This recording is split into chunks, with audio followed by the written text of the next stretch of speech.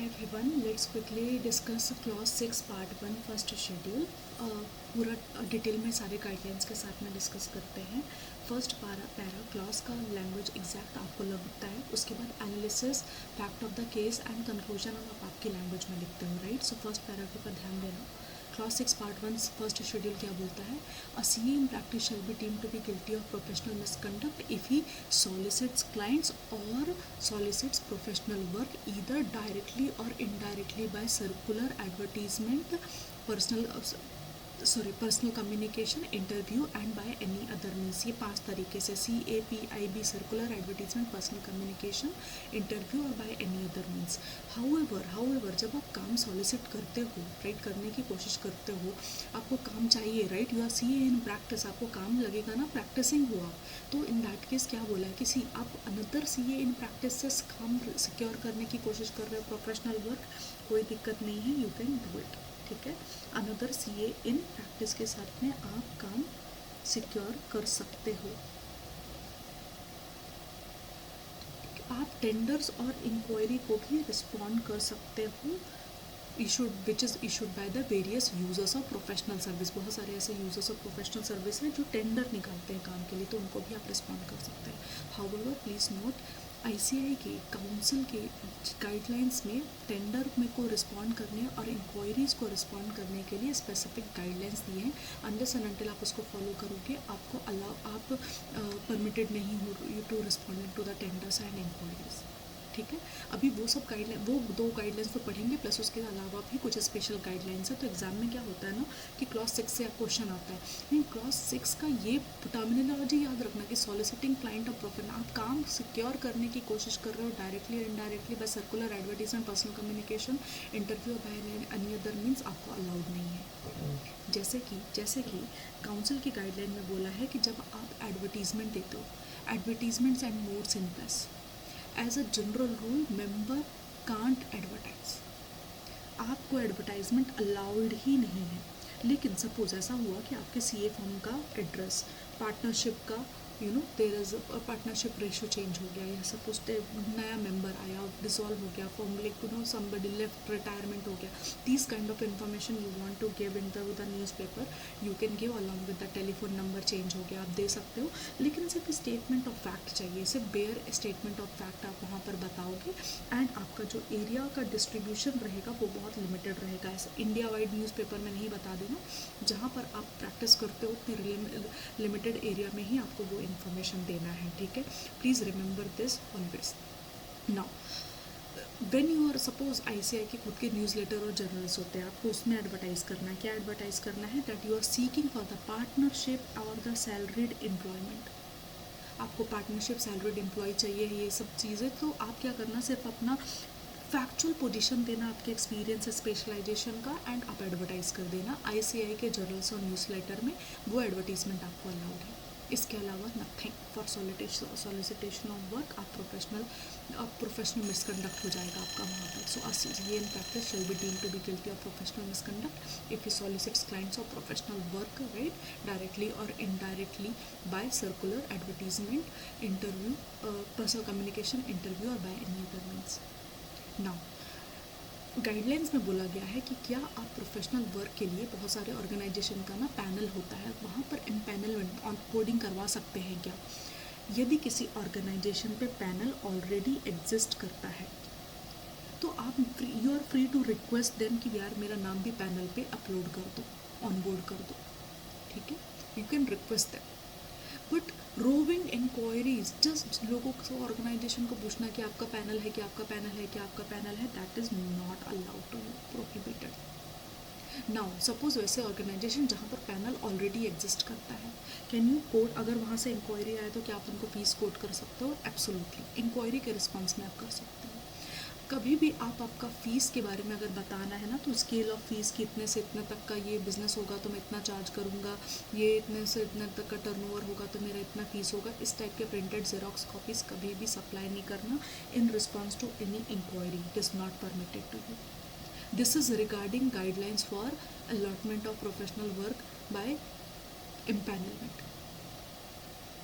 दूसरा, टेंडर्स निकलते हैं, नॉर्मल बिजनेस प्रैक्टिस है, किसी भी काम के लिए टेंडर निकाले जाते हैं। टेंडर अगर निकला है एंड आप उसको रिस्पॉन्ड करना चाहते हैं, सो प्लीज़ इंश्योर वो टेंडर ऐसा टेंडर नहीं होना चाहिए प्रोफेशनल सर्विसेज का जो सर्विसेज सिर्फ सी इन प्रैक्टिसेस के लिए है। Exclusive for C N practices के लिए अगर टेंडर निकाला है, जो ऑडिट अटेस्टेशन वाले काम है, उसको कभी रिस्पॉन्ड मत करना। और अगर रिस्पॉन्ड कर भी रहे हो तो देखना उसमें मिनिमम फ़ीस प्रेस्क्राइब्ड है। एंड मिनिमम फ़ीस का मतलब ये नहीं होता कि 3 महीने काम करेंगे 100 रुपये का फ़ीस भरेंगे, no. That fees has to be commensurate between the size, volume and man power requirement. अच्छा, नॉर्मल इंडस्ट्री प्रैक्टिस क्या होता है कि जब भी लोग टेंडर को अप्लाई करते हैं तो उनको कुछ सिक्योरिटी डिपॉजिट भी रखना पड़ता है। फीस अलग, सिक्योरिटी डिपॉजिट अलग, earnest money deposit, security deposit बोला जाता है। तो ऐसे ही बोलता है कि देखो, काउंसिल का कोई मतलब नहीं है इंटरफेरेंस करने का, they don't want to interfere into that matter. But अगर उनको पता चला कि किसी टेंडर में अप्लाई करने के लिए आपने 1-2 करोड़ रुपए का सिक्योरिटी डिपॉजिट रखा है, because that was the security deposit वो ऑर्गेनाइजेशन को चाहिए था, इतना एग्जॉर्बिटेंट सिक्योरिटी डिपॉजिट आपने कहीं पर भरा, एथिकल बोर्ड स्टैंडर्ड आपके ऊपर केस टू केस बेसिस पर एक्शन ले लेगा। So this is the guideline related to responding to the tenders. आप ग्रीटिंग कार्ड्स देना चाहते हैं, इनविटेशन देना चाहते हैं, क्यों? क्योंकि आपका मैरिज है, कोई रिलीजियस सेरेमनी है, कोई ऑफिस में इनॉग्रेशन वगैरह हो करवा रहे हो, yes you can send the greeting card with your name, CA form का name and everything. In CA form का नेम और अपने नाम के आगे सीए लगा के, डिजिग्नेशन लगा करके आप डेफिनेटली भेज सकते हैं। किसको? अपने रिलेटिव, अपने फ्रेंड्स, अपने क्लाइंट को। पार्टनर के रिलेटिव, फ्रेंड्स, क्लाइंट को अलाउड नहीं है, ठीक है? पार्टनर के रिलेटिव्स और फ्रेंड्स को, बेसिकली पार्टनर का क्लाइंट आपका ही क्लाइंट होगा वैसे भी, लेकिन पार्टनर्स के रिलेटिव फ्रेंड्स को आप नहीं भेज सकते, खुद के रिलेटिव फ्रेंड्स क्लाइंट को आप भेज सकते हो। सो आप मेंबर कंसर्न का होना चाहिए। सपोज़ आपको सेलिब्रेट करना है, आपका एनुअल फंक्शन है और आपने पूरे न्यूज़पेपर में डाल दिया कि CA XYZ and associates chartered accountant firm का एनुअल इवेंट है and we are having the party at some Taj Bandstand, कुछ भी आपने डाल दिया वहाँ पर, इस तरह का अलाउड नहीं है। This will be called as solicitation of work, unnecessary आप एग्जेजरेट करके अपने बारे में बता रहे हो, नॉट परमिटेड। लेकिन ICI को समझता है कि बाबा देखो, सेलिब्रेशन करना अलाउड नहीं है, लेकिन इंटरपर्सनल सोशलाइजेशन के लिए अगर फॉर्म का सपोज 25 साल कंप्लीट हो गया, 50 साल, 75 ईयर्स, 100 ईयर्स कंप्लीट हो गया, तो डेफिनेटली न्यूज़पेपर में कर सकते हैं, बिकॉज वहाँ पर मेंबर जेलअप होते हैं, it's a get together for the like minded people, similar member, लेकिन ICI के मेंबर्स रहते हैं, so that much they are allowing you to do. But उसके अलावा कोई भी अलग तरह के एडवर्टीजमेंट्स आपको अलाउड नहीं है। बट क्रिकेट इंडिया में IPL होने वाला, can you sponsor that? No sponsoring activities is allowed unless and until वो स्पॉन्सरिंग किसकी चीज़ का हो रहा है, ICI का ही कोई प्रोग्राम यूनिट जो रहता है, वो इवेंट्स कराते रहते हैं, आप उसको स्पॉन्सर करना चाहते हैं, go ahead and do it, but before you do that take the permission of directorate CPE of ICAI only, ठीक है? अगर आप टीचिंग एक्टिविटी में इन्वॉल्व है, मतलब कोई कोचिंग इंस्टीट्यूट है, आप वहाँ पर पढ़ाते भी हैं, आप कितने लिमिटेड आवर्स ही पढ़ाने के लिए अलाउड है, वो भी कोड क्लॉजेस में मेंशन है, आपसे उतना फॉलो करने का, ठीक है? 25 आवर्स इन अ वीक का लिमिट। बट लेकिन अगर आप पढ़ाते हैं तो वहाँ पर अपने CA इन प्रैक्टिस वाली चीज़ें, इंफॉर्मेशन एडवर्टाइज, कोचिंग इंस्टीट्यूट के होर्डिंग वगैरह में आपको लेटर्स, लीफलेट वगैरह जो आते हैं न्यूज़पेपर के अंदर, एक पेज आता है, लीफलेट बोलते हैं जिसको, उस पर अलाउड नहीं है, ठीक है? बट क्या कोचिंग इंस्टीट्यूट अपना खुद का एडवर्टीजमेंट कर सकता है? यस, वो अपना इंस्टीट्यूट का नाम, कॉन्टैक्ट नंबर, सब्जेक्ट क्या क्या पढ़ाते हैं, ये सब दे सकता है, बट आप उसमें अपने CA इन प्रैक्ट, अपना फॉर्म नेम वगैरह ये सब मेंशन मत करना कोचिंग इंस्टीट्यूट के एडवर्टीजमेंट में। क्या आप किसी के साथ में अपने नया प्रैक्टिस चालू किया, बढ़िया से अपना फॉर्म का कैनवा यूज़ करके एकदम बढ़िया से सर्विसेज का प्रोफाइल बनाया है, एंड जितने लोगों का ईमेल ID मिल रहा है, धड़ धड़ करके आपने उसको ईमेल शूट करना चालू कर दिया, अलाउड है? बिल्कुल भी अलाउड नहीं है। कोई भी प्रोस्पेक्टिव क्लाइंट होने तो आप उसको कभी भी नहीं सेंड कर सकते अनलेस एंड अनटिल आपको इंक्वायरी आई है। अगर आपको इंक्वायरी भेजी गई है, you can respond to those inquiries by sharing your profile, otherwise don't. अगर सपोज़ आपने किसी टेलीविज़न या मूवी क्रेडिट, किसी भी किसी भी प्रोग्राम, सीरियल वगैरह का इस तरह का ऑडिट किया है, या फिर मूवी प्रोडक्शन हाउसेस, हर एक मूवी जो होता है वो CA के ऑडिट करने के, उनके ऊपर ये कंप्लाइंस लगता है, जो प्रोडक्शन हाउसेस रहते हैं, जब मूवी का क्रेडिट आएगा तो उसमें किसने ऑडिट किया है, वो CA फर्म का नाम देना पड़ता है। तो आपका नाम सपोज़ फॉर एग्जांपल बाकी लोगों का CA फर्म्स का इस तरह, इतनी ये लेफ्ट हैंड साइड में जो फॉन्ट है, उस फॉन्ट में उन्होंने नाम लिखा है सारे, बाकी सब प्रोडक्शन हाउसेस, वीडियोग्राफर, डिज़ाइनर वगैरह का, आपका फॉर्म का नाम ऐसा क्रेडिट लिखा हुआ है, अलाउड है क्या? बिल्कुल भी नहीं। तो जिस तरह से बाकी लोगों का फॉन्ट वगैरह यूज़ करके क्रेडिट दिया जा रहा है, सेम आपका भी होना चाहिए। रोविंग इंक्वायरीज, मतलब आपको लग रहा है कि यार ये नया नया ऑफिस खुला है, ठीक है, एक बड़ा सा बिजनेस पार्क बना के एरिया में, वहाँ पर 50 नए ऑफिस खुलने वाले हैं, आपने बढ़िया से सबका ईमेल आईडी कलेक्ट किया और उनको आप, क्योंकि आपको लगता है कि they will require the services of CA, उनको कंपनी स्टैब्लिश करने के लिए अदर चीज़ों के लिए रिक्वायरमेंट हो सकता है, let me shoot up the inquiry, let me just inquire them कि भाई ये कि आपको कौन से सर्विसेज की ज़रूरत है, that is called is the roving inquiry. So responding to tenders and roving inquiry, ये दो अलग अलग टॉपिक है, ठीक है। Now seeking work from professional colleague, क्या अपने प्रोफेशनल कलीग से, मतलब दूसरे सी एम प्रैक्टिस वगैरह से आप काम मांग सकते हैं? येस, वो आपको अलाउड किया गया था, लेकिन जिस तरीके से बोला गया है उसके अलावा किसी और तरीके से आप प्रोफेशनल कलीग के साथ में से you can not seek the professional work also, ठीक है। नाउ सेक्शन 140 सबसेक्शन 4 में क्या होता है कि जब भी कभी कोई भी सी ए चार्टर्ड अकाउंटेंट है, इन प्रैक्टिस है, ऑडिट कर रहा है, ऑडिटर है फर्म कंपनी का, उसको रिज़ाइन करना पड़ा, ठीक है, he has to resign.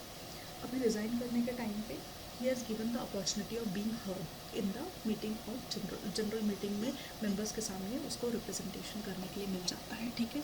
Representation करने के लिए सिंपल सा रूल है, when you go for representation just tell them that you have been very honest with your work, आपने fundamental principle, integrity, objectivity, competence, professional care, due care वगैरह का ध्यान रखा हुआ है अपने एंटायर टेन्योर में, and if given the opportunity आप आगे भी उनके साथ काम करने के लिए रेडी हैं। But do not start to tell about you know सामने वाले की बदनामी करना कि ये देखो इसने मुझे ये क्वालिफिकेशन नहीं करने दिया, ये नहीं करने दिया, वो नहीं करने दिया। अपने प्रोफेशनल अटेंडमेंट्स के बारे में भी मत बताने लगना कि हमने इतने सारे ऑडिट्स किए हैं, ये किए हैं, नो डोंट डू दैट, ठीक है। So this is scope of representation में नीडलेस पब्लिसिटी जो है वो आपका प्रोफेशनल मिसकंडक्ट माना चला जाएगा। Then acceptance of original professional work, एक सीए फर्म है, उसका एक क्लाइंट है, वो सीए फर्म ने अपने क्लाइंट में आपको इंट्रोड्यूस करवा दिया। आपके क्लाइंट ने क्या किया, उस सीए इन प्रैक्टिस के क्लाइंट ने क्या किया, बोला कि वो सीए नहीं चाहिए है, आपके पास आया, बोला आप ये ओरिजिनल वर्क करके दो। जो बंदे ने इंट्रोड्यूस किया है ना, we are not happy with their work, so we want to go with you, this will be again a professional misconduct if you accept the original professional work of somebody else. Suppose अगर आपको कोई reach out भी करता है कोई client ना, तो go and tell them कि first you speak to them and then let them come to me directly, I don't want to get involve directly because this is like back stabbing, you know it's a very unhealthy practice in the market. Don't do that because we are not fighting for the clients in the market, ठीक है। Then public interviews वगैरह में जाते हो आप, TV वगैरह में interview देने के लिए जाते हो, are you allowed to talk about yourself? Yes, but जितना पूछा जाए उतना, if they are asking question in response to that you can talk about it, but unnecessary publicity करना अलाउड नहीं है। प्रोफेशनल अटेंडेंट्स वगैरह के बारे में ज़बरदस्ती बताना, सी ए फॉर्म्स के बारे में बताना, ये सब चीज़ें आपको अलाउड नहीं है, ठीक है। Then advertisement under the box number, box number क्या होता है कि कभी कभी आपको अपना एड्रेस, अपने एड्रेस पे चीज़ें नहीं चाहिए रहती है, you are allotted a box, उसका बॉक्स नंबर्स अलॉटेड हो जाते हैं, उसकी सर्विसेज होती है, आपके सारे कम्युनिकेशन वहाँ पर आते हैं।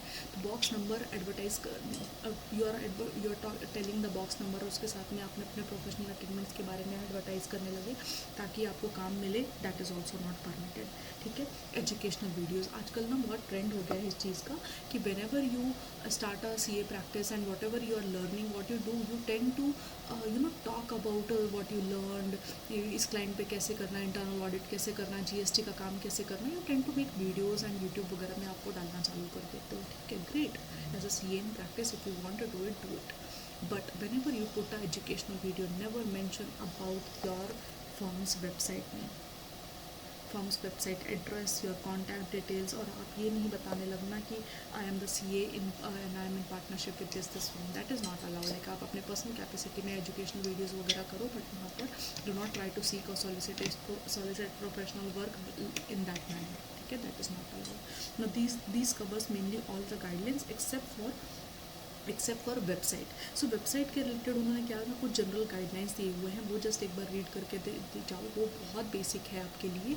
जस्ट उन्होंने कुछ चीज़ों पर ध्यान देने के लिए बोला है, जैसे वेबसाइट पे ना कॉन्टैक्ट इन्फॉर्मेशन वगैरह जो आते हैं, कौन कौन से आप सर्विसेज प्रोवाइड करते हो। आप वेबसाइट बना सकते हो, एब्सोल्युटली अलाउड है। वेबसाइट का कलर आप डिसाइड करो, बिल्कुल अलाउड है। प्रोफेशनल फोटोग्राफ्स होने चाहिए पासपोर्ट साइज़ के, अननेसेसरी एकदम झेंग पेन फोटोज़ नहीं डालने का वहाँ पर। अपने प्रोफेशनल अटेंडेंट्स के बारे में एग्जैजरेशन नहीं चाहिए। इस सर्विसेज के बारे में बता सकते हो, बट ऐसे पॉपअप करके किसी को पुश करके नहीं जाना चाहिए। पुल सिस्टम पे होना चाहिए, आपका वेबसाइट काम करना चाहिए। ऐसे कुछ बेसिक गाइडलाइंस है, आप वो पढ़ करके जाओगे, आपका काम हो जाएगा, ठीक है। This is all the guidelines that is covered. अगर क्लास 6 का क्वेश्चन आता है तो इस पे ही क्वेश्चन आएगा आपका, ठीक है। सॉलिसिटेशन ऑफ क्लाइंट और प्रोफेशनल वर्क, इसके ऊपर, and it is you will be deemed to be guilty of professional misconduct if you are a CA in practice and if you are doing that, right.